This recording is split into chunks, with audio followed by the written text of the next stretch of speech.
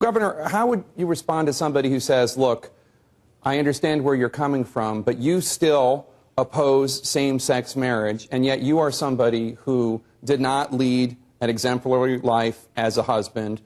Who are you to deny love between two men or two women when you are somebody who talks about following his heart regardless of the laws and traditions of the state of South Carolina? Why are you sitting in judgment of same-sex couples when you have had the life you've had?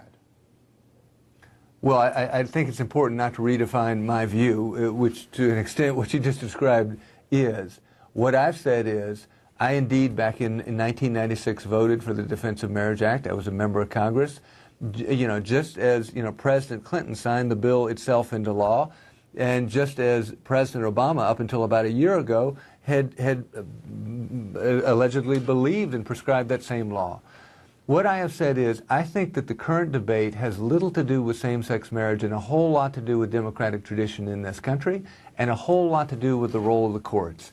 I think that if you're a conservative, you believe in this notion of federalism, that one size does not fit all, and that we shouldn't have prescriptive answers coming out of Washington, D.C. for any of the different things that ultimately we got to resolve as a family of Americans.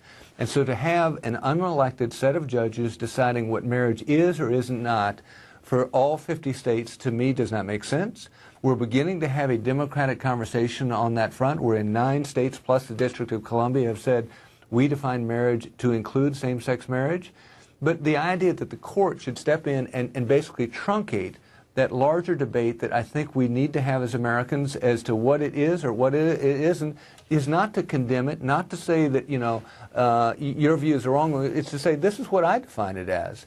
And I think that, again, for another state or for Washington, D.C. to prescribe to South Carolina what they think same-sex marriage ought to be is contrary to the democratic tradition that we've had in this country, wherein we sit down as Americans. Sometimes we agree, sometimes we don't, but that debate should not be cut short.